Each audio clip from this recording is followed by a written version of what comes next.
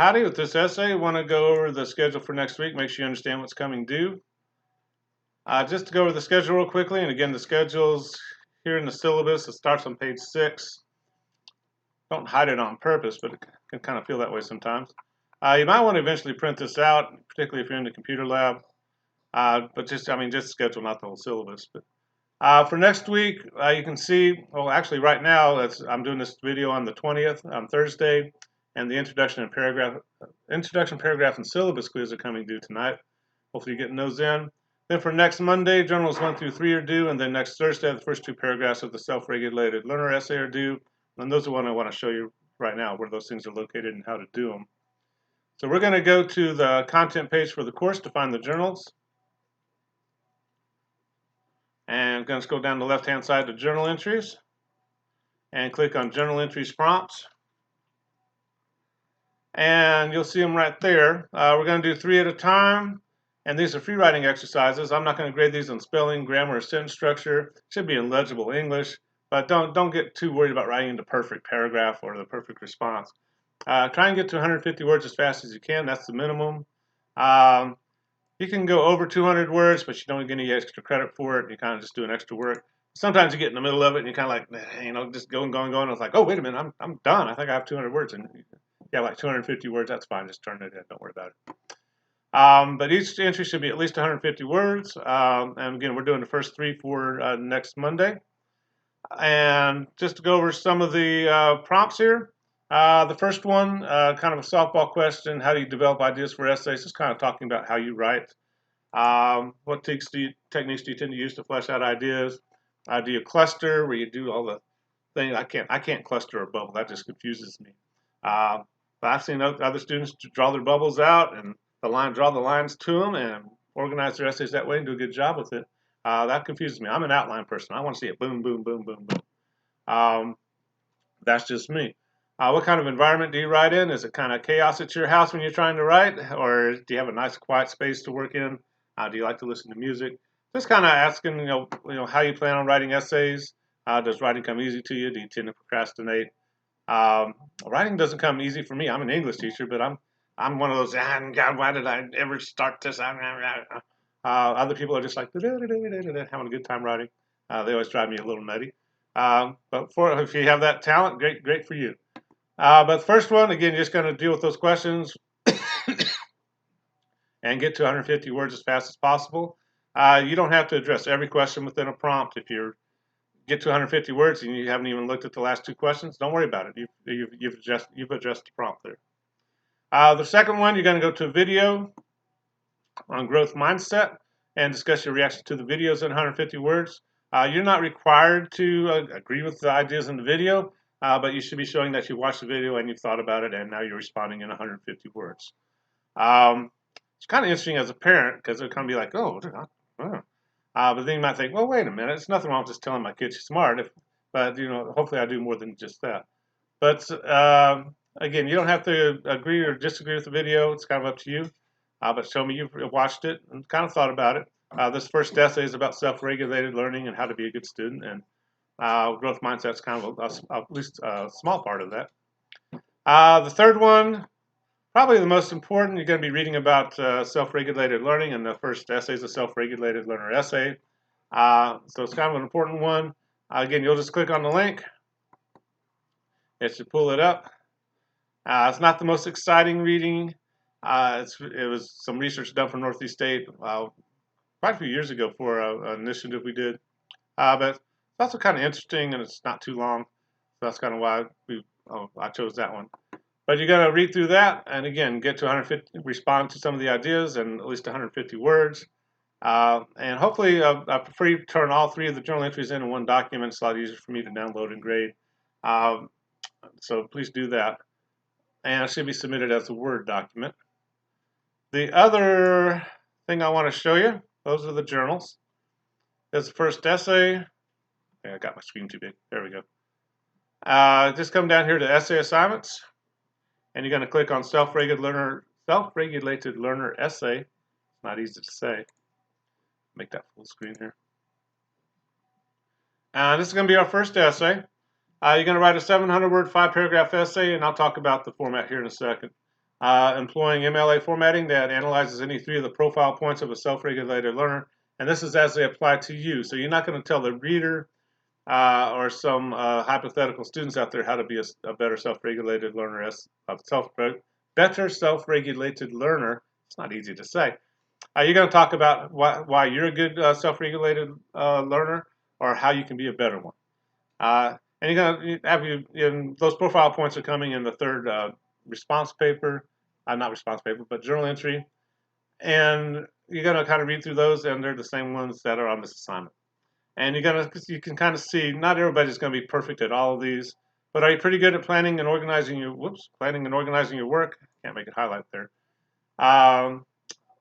Until my junior year of college, I was not particularly good at that. Then all of a sudden, my grades started going down, and somebody kind of told me, it's like, well, look at your notebook. Papers falling out everywhere. You got to get organized and know what you're doing. And I did, and it worked. You're intrinsically motivated to learn. That can be a hard one. I don't get up every morning thinking, yay, meetings at Northeast State and on Zoom too, yay. I got to kind of motivate myself and get my head in the game and get ready for work. I'm guessing some students do that with writing as well. Are you good at controlling your learning environment? What's it like when you're writing and trying to get your work done? Is it kind of chaos, or are you able to kind of have a nice quiet spot? You're good at seeking help when you need it? Some students are good at that. They're quick at asking questions and letting the instructor know that they need help. Other students will just sit there and just go down with the ship before they'll ask a question, right? I was like that in high school. But hopefully you're seeing in college that's something you're just going to have to do. You're not always going to understand everything perfectly, and you need to ask questions and seek help when you have to. Are you good at attributing failure to ineffective strategies? Do you just go around saying, that teacher gave me an F? Like, well, no, you probably earned that F by not turning in assignments or not paying attention to class or whatever, right? I'm bad for that. I'll do the same thing over and over, and instead of coming up with a new strategy, I just go get a bigger hammer and get madder and madder and madder and frustrated until one of my kids kind of goes like, why don't you just do it like that? And then I'm like, well, why don't you just shut up? And then I'll think about it and do it the way they said and watch it work. But again, with the essay, you might pick two you're good at, one you need to work on, or one you're good at, two you need to work on. So it's good to kind of mix it up. But it's kind of up to you. If you're just a really excellent student, you might have three things you're good at in this essay.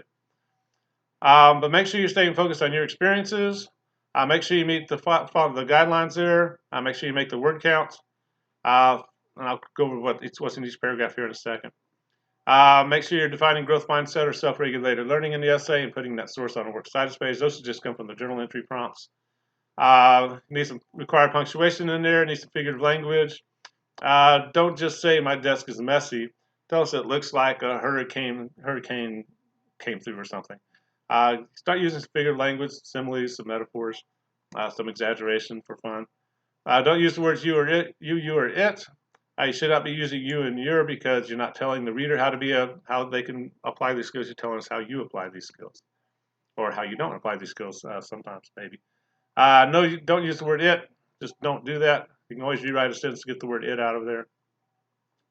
There's also a sample essay down here under help resources.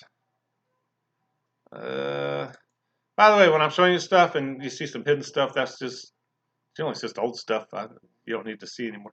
But there's extra stuff on here because I'm the instructor in the course. But there's a sample self-regulated learner essay. The word source is there because they had to use a source like you all do. I'll make this bigger. And it's a 5-part essay. Going back to that basic formula, hopefully you've done that before. If you haven't, you're about to. One thing to notice, this is a student, this is a dual enrollment student at one of the high schools. So she's probably going to be a pretty good student just because she's in that dual enrollment course. But the first paragraph, you should introduce yourself as a student. If it's been a while since you've been in high school, you might mention that's like, I'm back in college after 20 years, and this is going to present certain challenges. But hopefully also you've learned some things in life about how to get things done, how to organize yourself. But you kind of see that's what I want you to do in that first paragraph. Introduce yourself as a student. Um, what kind of student were you in high school? If this is not your first semester at Northeast State, what kind of college student have you been so far? You can go ahead and define self-regulated learning or growth mindset if you want to in that first paragraph. You have to do that somewhere within your essay, and the first paragraph is a good place to do it. And then that parentheses, that's a citation. She's telling us where that source is coming from, and I'll show you how to do that next week. Then at the end of that introduction paragraph, you should give a good, clear 3-point thesis. As a self-regulated learner, I've become successful at planning and organizing my work, controlling the learning environment, and asking questions till I understand the material. So we got the 3 points there. It's a pretty good first paragraph. Introduce yourself as a student, define self-regulated learning, and give us a clear 3-point thesis. That's going to tell us what the rest of the essay is going to cover. And she should have a paragraph in each one of those thesis points, and you're going to see that's exactly what she does. She talks about planning and organizing her work and telling us how she does that. And try to get as detailed as possible. She's talking about her planner. That's something all successful students do. They always have planners, and they always know exactly what's coming due. You can, as opposed to coming to class and go like, "That's due today! Oh my gosh!"